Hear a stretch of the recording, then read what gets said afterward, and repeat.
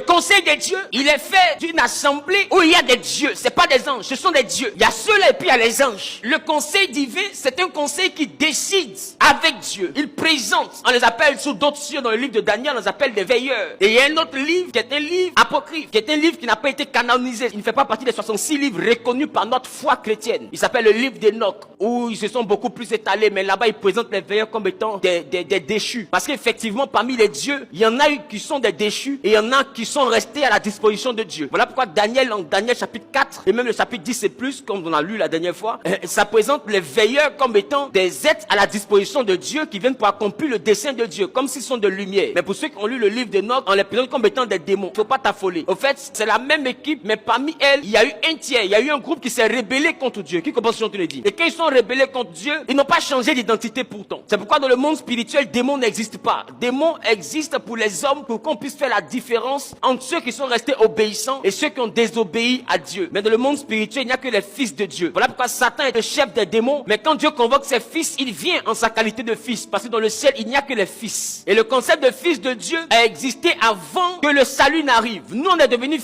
fils de Dieu par adoption. On est devenus fils de Dieu par une alliance que Dieu a tissée avec Abraham. Mais le concept de fils de Dieu a existé bien avant Abraham. Vous allez voir en Genèse chapitre 6 que la Bible dit les fils de Dieu virent que les filles des hommes étaient belles. Non, les fils de Dieu ont existé avant que nous ne devenions fils de Dieu. Nous, c'est un pouvoir qui nous a été donné. Voilà pourquoi Jean dit à ceux qui l'ont reçu, elle a donné le pouvoir de devenir. Nous, on est devenus. Il y en a qui sont nés comme ça. En réalité, quand nous devenons fils de Dieu, nous devenons fils de Dieu pour faire partie des saints. Voilà pourquoi dans le livre de Daniel chapitre 4, Daniel dit, il a vu un veilleur descendre, l'un de ceux qui sont saints. Qui se rappelle de ça? L'un de ceux qui sont saints. Et vous allez voir que dans le Nouveau Testament, la Bible dit que nous sommes appelés à prendre part à l'héritage des saints dans la lumière. En réalité, les saints, là, c'est le conseil. Quand nous acceptons le Seigneur, on devient des dieux. Et si nous sommes des dieux, fils de Dieu, alors nous prenons part au conseil. Et nous avons donc accès à l'héritage des saints. Ces dieux-là, dans la lumière, pas dans les ténèbres. Parce qu'il y a les il a failli dire une chose. Il y a les saints des ténèbres.